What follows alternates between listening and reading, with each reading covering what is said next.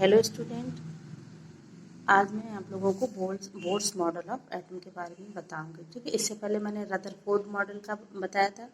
Rutherford's model के atom के according जो एटम होते हैं, एटम के बीच में एक सेंट्रल पार्ट होता है जहाँ पर प्रोटॉन प्रेजेंट होता है और उसके चारों तरफ इलेक्ट्रॉन सर्कुलर पाथ में मूवमेंट करते रहते हैं। ठीक है, रिवॉल्व करते रहते हैं। लेकिन रदरफोर्ड का मॉडल बाद में जाके फेल हो गया क्योंकि उन्होंने एटम की स्टेबिलिटी को एक्सप्लेन नहीं किया था।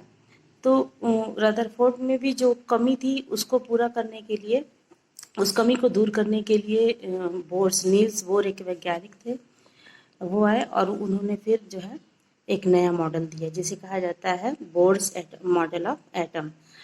According to Bohr's model of atom, an atom consists of small heavy positively charged nucleus in center and the electron revolve it in circular orbit। तो पहला पोस्टुलेट बोर्स का था। नील्स बोर्स ने पहला पोस्टुलेट में बताया था कि जो एटम होता है वो छोटे स्मॉल और हैवी पॉजिटिव चार्ज न्यूक्लियस मतलब एटम के अंदर सेंटर पार्ट में एक न्यूक्लियस होता है जिसमें पॉजिटिव चार्ज प्रेजेंट होते हैं और इलेक्ट्रॉन जो होता है वो सर्कुलर पथ में गति करता रहता है, यानी घूमता रहता है। नेक्स्ट है out of large number of circular orbit theoretically possible around the nucleus the electron revolve in those orbit which have fixed value of energy. ठीक है, और ये जो इलेक्ट्रॉन जो सर्कुलर ऑर्बिट में रिवॉल्व करते रहते हैं उनकी हर ऑर्बिट की एक फिक्स एनर्जी होती है।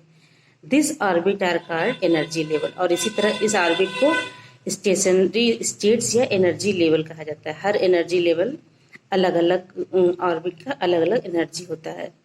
The word stationary does not mean the electron are stationary but it means the energy of electron revolving a particular orbit is fixed and does not change with time.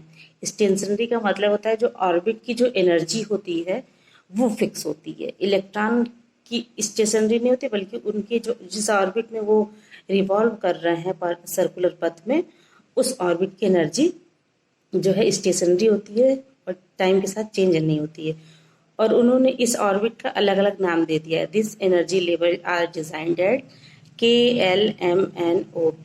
ठीक है, जैसे ये है Niels bourse का model. उन्होंने बताया कि central में एक न्यूक्लियस होता है जिसमें पॉजिटिव प्रेजेंट होता है, यानी प्रोटॉन यहाँ पर प्रेजेंट होता है, और न्यूक्लियस के चारों तरफ सर्कुलर ऑर्बिट होते हैं जिनमें इलेक्ट्रॉन रिवॉल्व करते रहते हैं। ठीक है, तो जो न्यूक्लियस के पास वाला है उसको K, फिर L, फिर M, फिर N, इस तरह का उन्होंने नाम दे दिया। तो ये जो है ये KLMN ये सब हमारा एनर्जी लेवल है। बीच में न्यूक्लियस है जिसमें प्रोटॉन प्रेजेंट होता है। नेक्स्ट उन्होंने बताया कि the energy of the different stationary state in case of hydrogen atom are given by the expression, जिसे बोर्स फार्मूला भी कहा जाता है। ठीक है, अब एनर्जी हर एनर्जी लेवल की अगर एनर्जी निकालनी हो तो हमको ये फार्मूला अप्लाई कर सकते हैं। EN is equal to -2 pi ME4 upon N²H²। N हमारा क्या है, एनर्जी लेवल है। जैसे हमने यहाँ पे K दिया है, K या फिर इस N is equal to M1 कर सकते हैं। N is equal to 2, N is equal to 3, N is equal to 4। Substituting the value of M, और M हमारा क्या है, मास है। Me क्या है, मास ऑफ इलेक्ट्रॉन है। H हमारा क्या है, प्लैंक कांस्टेंट है। तो इस तरह से हम अगर हाइड्रोजन एटम का एनर्जी लेवल निकालना चाहें तो हम निकाल सकते हैं। ठीक है, ये 2 पाई की वैल्यू होती है 22.7, तो ये आ गया। N² is equal to N की वैल्यू हम यहाँ से निकाल सकते हैं। When N is equal to 1, अब यहाँ पे N² है तो अगर एनर्जी लेवल फर्स्ट ऑर्बिट में है तो वहाँ पे 1 रख के एनर्जी लेवल निकाल सकते हैं।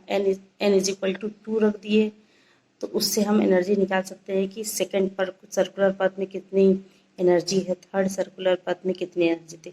तो इस फॉर्मूले से ये प्रूफ होता है कि जो सबसे लोएस्ट एनर्जी लेवल है वो हमारा कौन सा है, फर्स्ट एनर्जी लेवल है। ठीक है, तो first energy level which is closest to the nucleus has lowest energy, और जैसे जैसे वो न्यूक्लियस से दूर होता जा रहा है सर्कुलर पथ, वैसे वैसे उसका एनर्जी लेवल इंक्रीज कर जा रहा है। जैसे के एल एम एन है तो सबसे लोएस्ट हमारा के हो गया, उसके बाद एल की एनर्जी है, फिर एम की, फिर एन की।